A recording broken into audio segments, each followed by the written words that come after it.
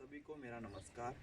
मैं शुभम योगाचार्य आचार्य चाणक्य सेवा आश्रम की तरफ से आपको कुछ योगाभ्यास और कुछ प्राणायाम बताऊंगा कि कमर दर्द में किस प्रकार हम योगाभ्यास द्वारा और प्राणायाम द्वारा अपने को ठीक कर सकते हैं। सबसे पहले तो हमें कमर दर्द कैसे होता है ये जानना ज़रूरी है। कमर दर्द एक आजकल की जनरेशन के हिसाब से एक आम रोग बन चुका है। हर किसी को कमर दर्द की शिकायत रहती है। हमारे गलत सोने से, गलत उठने से, गलत बैठने से, गलत हमारा खान पान से हमें कमर दर्द हो सकता है। आपने अधिकांश लोगों को देखा होगा किस प्रकार उठते हैं, उनकी उठने और बैठने की स्थिति एकदम सामान्य नहीं रहती है। जैसे अत्यधिक लोग इस प्रकार सीधे लेट जाते हैं और हम उठते कैसे हैं। जब मॉर्निंग होता है, सुबह होती है, तो हम सीधा डायरेक्ट कमर के बल उठते हैं। उस टाइम हमारी कमर सुप्त अवस्था में रहती है, तो उसको झटका लग जाता है, तो जिससे हमें कमर की समस्याएं उत्पन्न हो जाती है। सबसे पहले आपको लेटना है इस प्रकार। बाएं करवट लीजिए। जब आप सुबह उठते हैं, हाथों को हल्का सा सपोर्ट लेके आराम से इस प्रकार आपको उठना है। बाईं करवट से आप अगर उठेंगे नॉर्मली, तो कभी भी आपको कमर दर्द की समस्याएं उत्पन्न नहीं होगी। और दूसरी बात, जो मोटापा होता है, जब मोटापा आ जाता है तभी भी हमारे कमर में दर्द होने लगता है। पेट आगे की तरफ चलाता है तो पेट अपना वेट संभाल नहीं पाता, जिससे हमें कमर दर्द की समस्याएं उत्पन्न हो जाती हैं। इसके लिए हमें योगा अभ्यास के साथ साथ प्राणायाम को भी करना बहुत आवश्यक है। तो मैं आपको शुरू में बताऊंगा कि कौन कौन से योगाभ्यास करने हैं।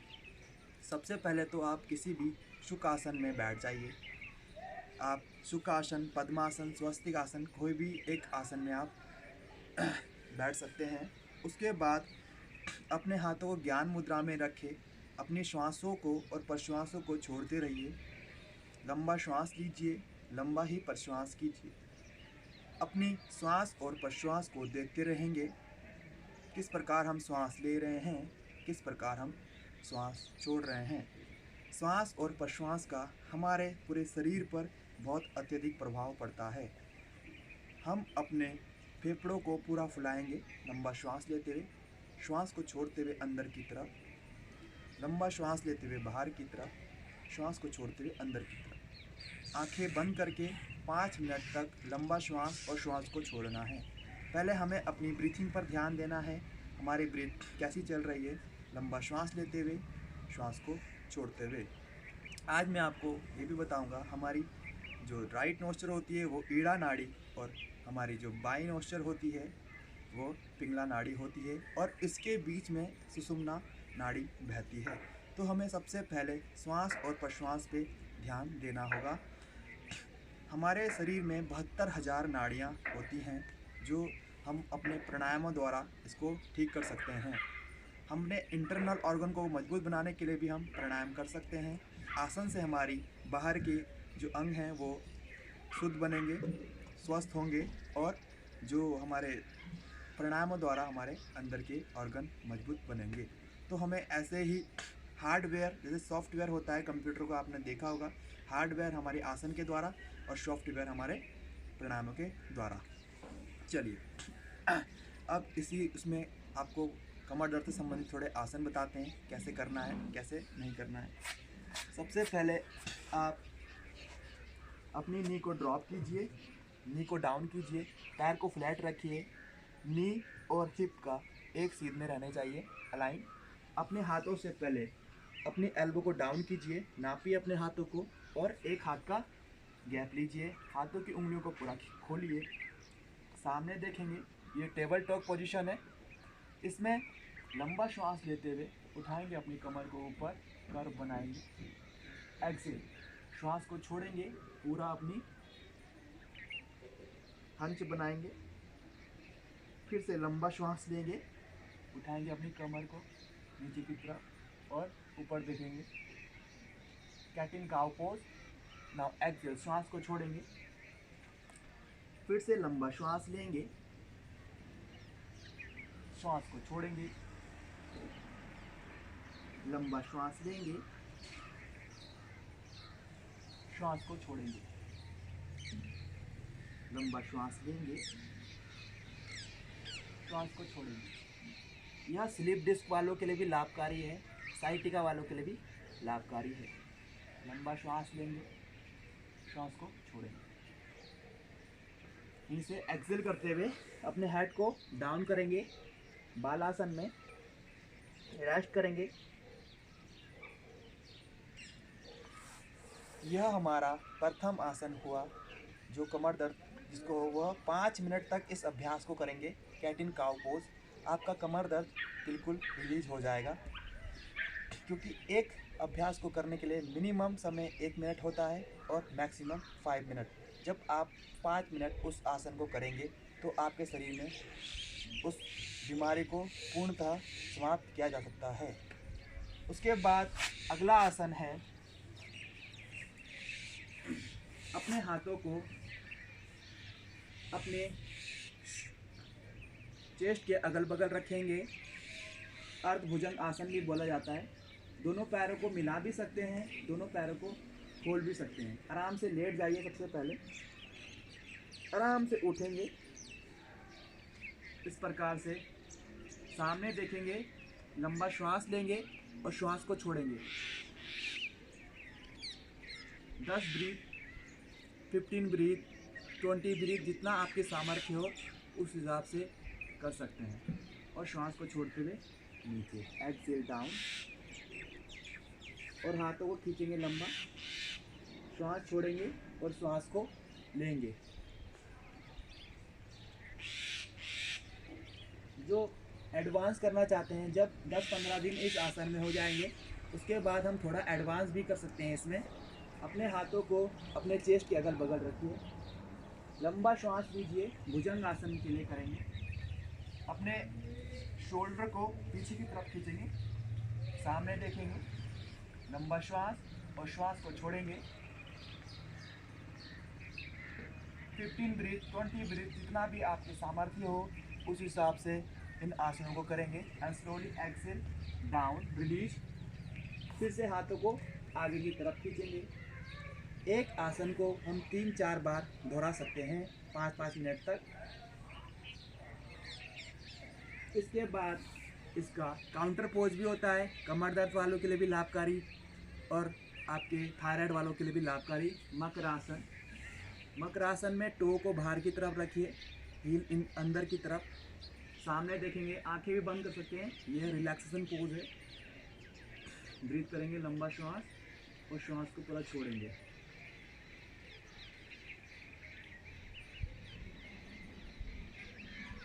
उसके बाद धीरे से वापस आएंगे और अपने हेड को डाउन करेंगे। अगला आसन कमर दर्द वालों के लिए सूक्ष्म व्यायाम। अगर आप कंफर्टेबल हैं तो कर सकते हैं, अगर नहीं है तो कोई दिक्कत की बात नहीं है। इस आसन को आप छोड़ भी सकते हैं। अपने दोनों पैरों को बैंड कीजिए, चेस्ट को ज़मीन पर रखिए, अपने एंकल को पकड़िए, लंबा श्वास लीजिए, पूरा उठाइए अपने पैरों को ऊपर, थाई को ऊपर, सामने देखिए, धनुरासन में लंबा श्वास और श्वास को छोड़िए। जितना आपसे हो सकता है उतना करेंगे। And slowly exhale down and release your leg. इस अभ्यास को आप 3-4 बार दोहरा सकते हैं। इसके बाद बाईं करवट लीजिए,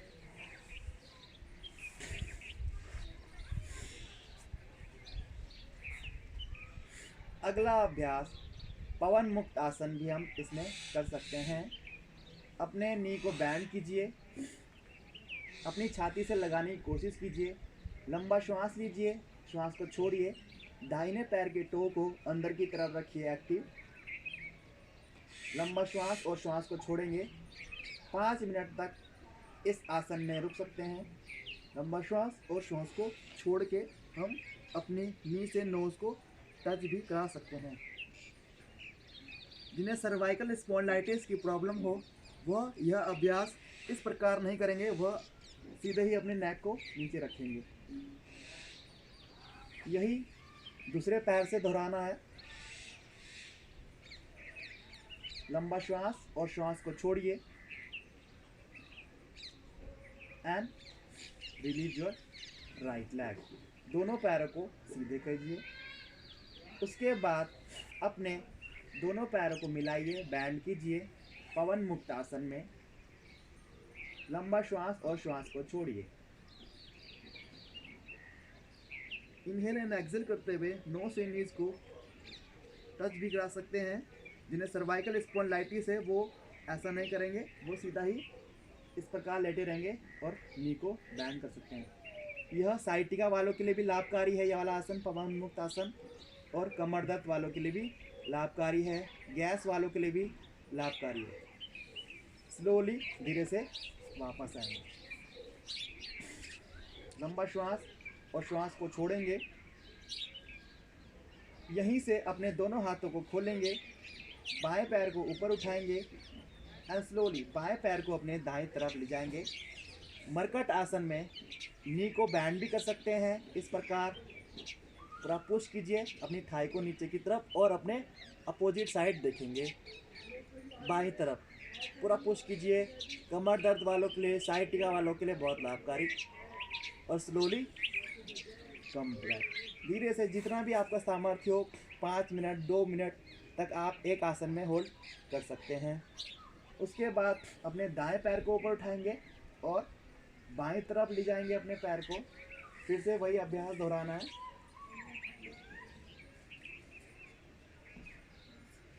लंबा श्वास और श्वास का पूरा ध्यान रखिए और धीरे से पैर को वापस लाके नीचे।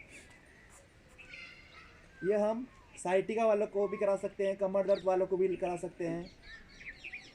यहीं से दोनों हाथों को खोलिए, दोनों पैरों को बैंड कीजिए। यहीं से बाईं तरफ अपने पैर को ले जाइए और दाईं तरफ देखिए। फिर दाईं तरफ अपने पैर को ले जाइए और बाईं तरफ देखिए। यहीं से 1 बाय 1 एक के बाद एक कर सकते हैं इस प्रकार से। कमर दर्द वालों के लिए बहुत ही लाभकारी, साइटिका वालों के लिए लाभकारी, स्लिप डिस्क वालों के लिए लाभकारी।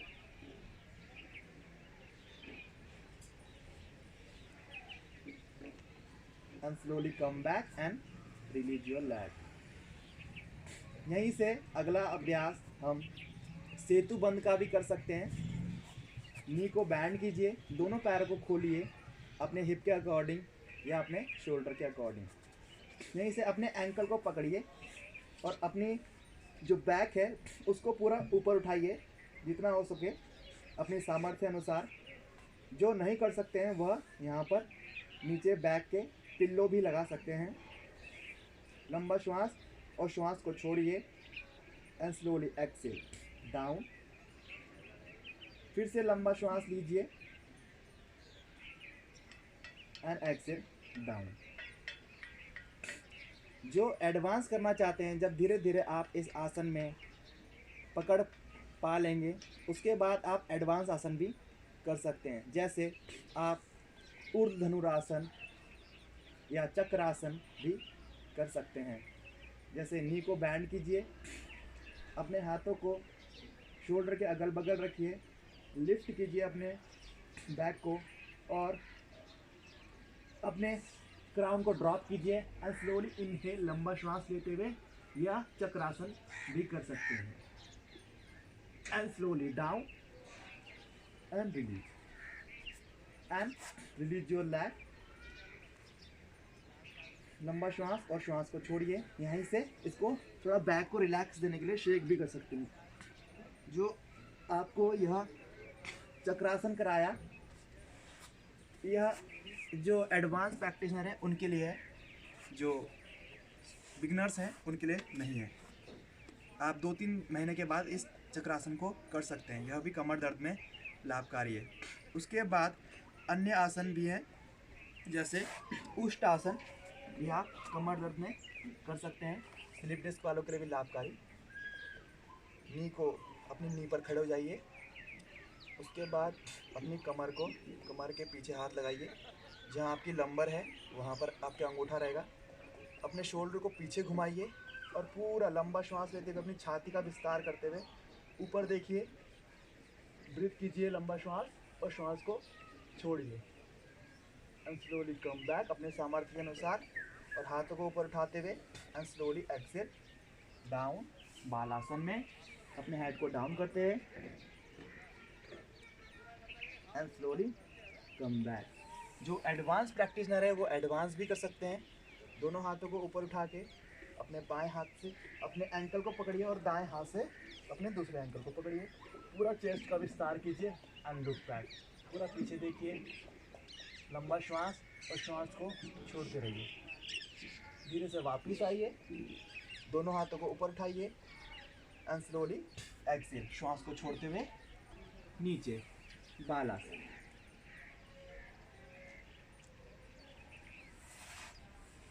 यह कमर दर्द वालों के लिए बहुत लाभकारी अभ्यास हैं, जितने भी मैंने आज आपको बताए। स्लिप डिस्क वालों के लिए भी कर सकते हैं, जिन्हें साइटिका की प्रॉब्लम है उनको भी कर सकते हैं। अगला मैं आपको बताऊंगा कि इसमें प्राणायाम कौन कौन से कर सकते हैं। सबसे पहले हम इसमें प्राणायाम कर सकते हैं नाड़ी शोधन प्राणायाम। अपने बाएं हाथ को ज्ञान मुद्रा में रखिए, किसी भी सुख आसन, पद्मासन या स्वस्तिक आसन में बैठ जाइए। कमर गर्दन को सीधी रखिए, अपने दाएं हाथ से प्रणाम मुद्रा बनाइए। आपकी जो शुरू की 2 फिंगर है उसे बंद कीजिए और लास्ट की 2 फिंगर उसको ओपन रखिए। अपने दाएं नासिका को अपने दाएं अंगूठे से बंद कीजिए। अब अपनी बाएं नासिका से सबसे एक्सेल कीजिए, फिर बाएं से ही इनहेल कीजिए, फिर बाएं को बंद कीजिए, दाएं से छोड़िए सांस को, फिर इसी से सांस को लीजिए, फिर श्वास को बाएं से छोड़िए, फिर इसी से लीजिए, फिर दाएं से छोड़िए,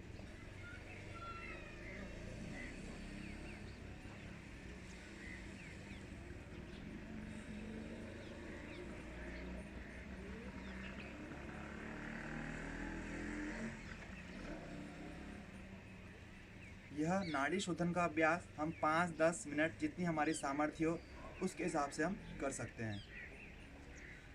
अगला अभ्यास, और इसमें आपको एक फिर चीज़ बताना चाहूँगा, ये नाड़ी शोधन प्राणायाम है, यह आप किसी को भी करा सकते हैं और किसी भी मौसम में करा सकते हैं, कोई भी रोग में करा सकते हैं। दूसरा प्राणायाम है आपका कपालभाति। लंबा श्वास लेंगे, श्वास को पेट को अपने अंदर बाहर कीजिए, 10-12 स्ट्रोक ले सकते हैं।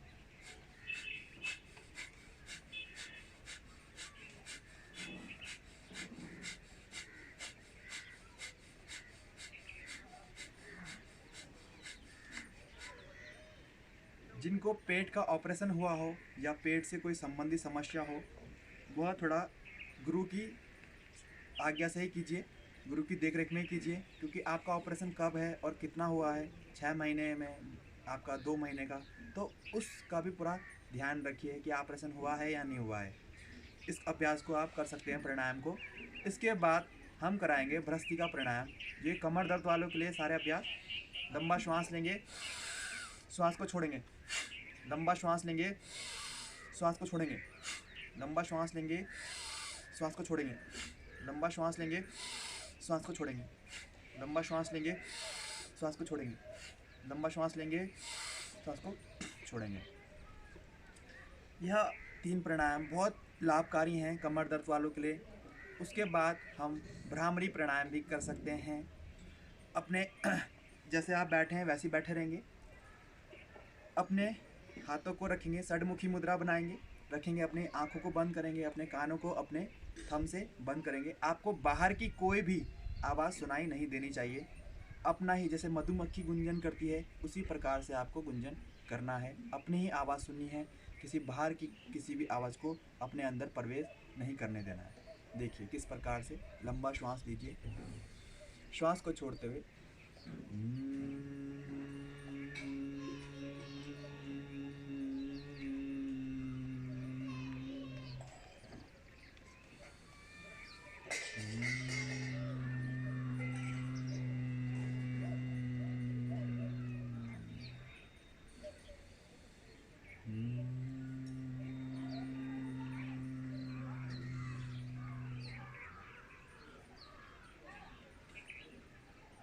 जितना भी आपसे हो सके आपके सामर्थ्य के अनुसार उस प्रकार कीजिए। इसको 5 या 10 बार भंवर के समान गुंजन करना है।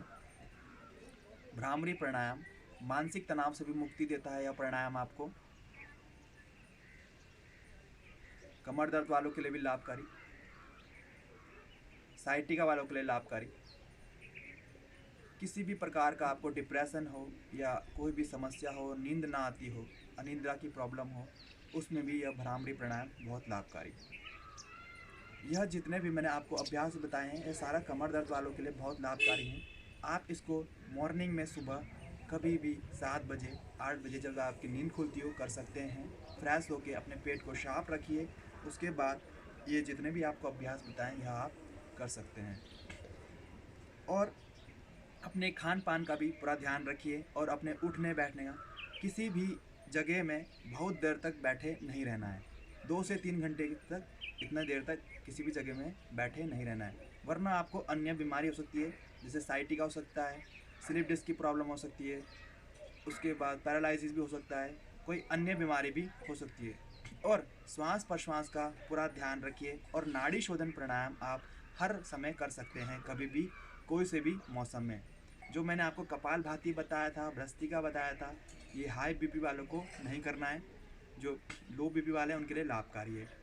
तो ऐसे ही मैं आपको अगले वीडियो में अच्छे आसन और बताऊंगा कि किस प्रकार साइटिका में कौन कौन से अभ्यास करने चाहिए। अगर आपकी कोई राय हो या आपका कोई क्वेश्चन हो, प्रश्न हो, तो आप मुझसे पूछ सकते हैं कि इस बीमारी में कौन सा अभ्यास किया जाए। पैरालिसिस से लेके ब्रेन हैमरेज से लेके आप कुछ भी, कोई भी बड़ी समस्या हो आपके अंदर, वो आप पूछ सकते हैं मुझसे। धन्यवाद। वीडियो को अधिक से अधिक लाइक एंड शेयर कीजिए। नमस्ते।